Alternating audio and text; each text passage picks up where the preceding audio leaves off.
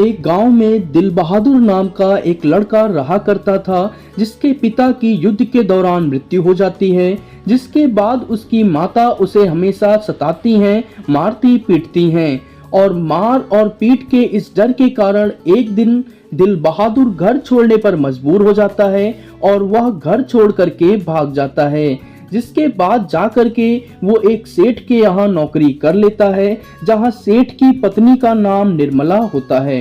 वो घर में खाना बनाना, साथ ही साथ में लोगों की और भी सहायता करना, साफ सफाई करना और इसी के साथ में बर्तन धुलना और अंततः जा करके कपड़े धुलने का जो काम है वो भी वो किया करता है। और इससे निर्मला बहुत ज्यादा खुश होती हैं और वो हमेशा उसकी तारीफ करती हैं, उसके लिए रोटियां बनाती हैं। उनका लड़का किशोर जो है वो अपने स्कूल का काम भी बहादुर से करा लिया करता है और साथ ही साथ में उसे मारता पीटता है। और अब धीरे धीरे निर्मला का व्यवहार भी उसको लेकर के बदलने लगता है।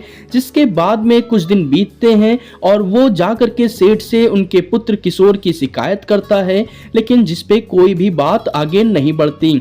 अंत में वो जाकर के घर के एक कोने में चुपचाप सो जाता है। फिर एक दिन किशोर सुअर का बच्चा कह के बहादुर को बुलाता है और फटकारता है, जिसको सुन करके वो जाके सेठ से शिकायत करता है और सारा काम किशोर का करने के लिए मना कर देता है और कहता है कि मेरे मरे हुए पिताजी को बीच में क्यों लाए। इसके कुछ दिन बाद निर्मला के रिश्तेदार उसके घर खाने के लिए आते हैं और जाते वक्त वो कहते हैं कि उनके 11 रुपए खो गए। जिसके बाद घर के सभी लोग बहादुर के ऊपर ही शक करते हैं, लेकिन बहादुर बार बार मना करता है। एक दिन बहादुर से सिल गिर करके टूट जाती है। बदले व्यवहार के कारण वो अपना जूता और सभी सामान घर पर छोड़ करके ही घर छोड़ करके भाग जाने को मजबूर हो जाता है।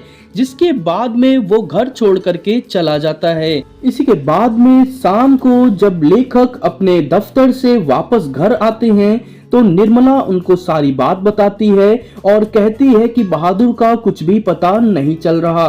बहादुर के जाने के बाद घर में जैसे सारी चीजें रुक गई हों, पूरा घर गंदा पड़ा रहता है। साथ ही साथ में बर्तन भी पूरी तरीके से गंदे पड़े होते हैं, क्योंकि सभी को बहादुर की आदत हो गई होती है। जिसके बाद में एक दिन सेठ और सेठानी बैठ करके बात करते हैं कि जब बहादुर था तो कितना अच्छा था, वो बर्तन भी धुल दिया करता था, कपड़े भी सुखा दिया करता था, साथ ही साथ घर की सफाई भी करता था और खाना भी बनाता था। इन सभी बातों को याद करके निर्मला और लेखक को बहुत पछतावा होता है, साथ ही किशोर को भी पछतावा होता है।